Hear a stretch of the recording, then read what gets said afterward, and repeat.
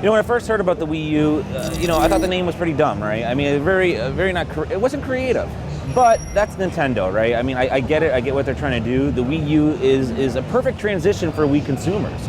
You got to think you have 80 million Wiis out there, and you have probably 200 Wii remotes that can be easily transitioned to this new system. I think it truly is a revolutionary device, not evolutionary, because tablets have already been done with a touch screen, motion control, that's been done, but I think it's revolutionary. I don't have any doubts in my mind that the Wii U will be incredibly successful. I don't know if it's going to be as successful as the Wii. That's too early to tell, but they certainly got something there.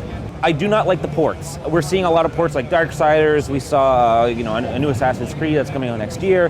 I did not like that at all. I think that Nintendo does need to force their developers and publishers to create original content. I think as gamers, we have to ask ourselves at the end of the day, that when the next Assassin's Creed comes out, are we going to buy it for the Wii U, or are we going to buy it for the PlayStation 3? And the answer is we're going to buy it for the PlayStation 3, even if they implement these creative, touchscreen type of implements or elements into Assassin's Creed. I still think that people go with the PlayStation 3 or Xbox 360 version. All right, well, I'll put it out here first. I think $299. I think they have to obviously be within that $200 range. I don't think they can go $349, and I think $249 would be incredibly greedy.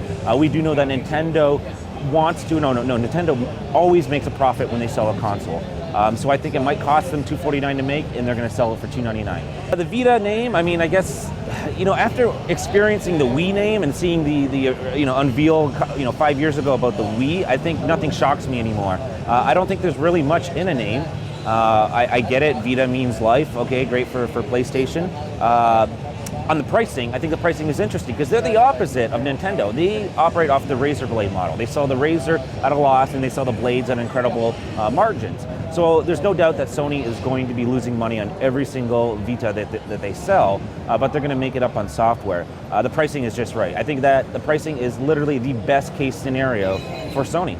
Yeah, I think Sony's launch strategy for the Vita is going to be different than what we saw with Nintendo, only for one reason. I think the 3DS was primarily designed as a game console, whereas the Vita is an entertainment system. You can listen to music, watch movies, surf the internet. Yeah, you can do some of that on the 3DS, but let's face it, we bought and we own a 3DS because of the games. So I think the Vita is going to be a little bit more successful than the 3DS was at launch.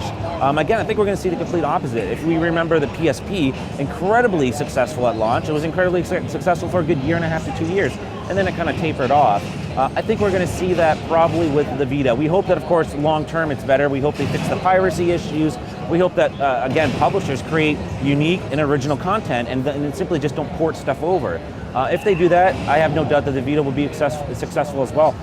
I thought Microsoft was all over the place, right? They showed some core stuff, they showed some casual stuff, and then of course they dedicated part of their press conference to a lot of the entertainment aspect as well. I think Microsoft is in a tough spot because they are the market leaders. I think they get it. I think they get that video games is entertainment, and that the Xbox was originally designed, the original Xbox was designed to be an entertainment system. So I think now we're starting to see that. So when we come to these conferences where it's all of us, it's us, the core gamers, we don't necessarily want to see Disneyland Connect, and we don't want to see, all these different interfaces.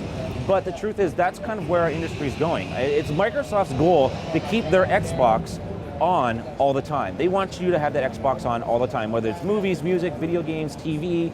It doesn't matter. If it's entertainment, they want you to have that on, and I think they really messaged that well. I don't know how well that resonated with the core consumer that was in the crowd. I have it in my estimates. I still think we see a new console in 2013. I think holiday 2013 is when we see the Xbox 720, or whatever they want to call it, the Xbox U, or maybe they'll go Xbox Y, I don't know. I think they will, and I think Sony will follow suit. And I think a lot of that has to do with Nintendo and launching their new system. But more so, I think that developers have reached a limit on what they can do with the Xbox 360. Look at LA Noire; it comes on 3 discs. I think that tells you right then and there that developers have reached the potential of what the Xbox can deliver.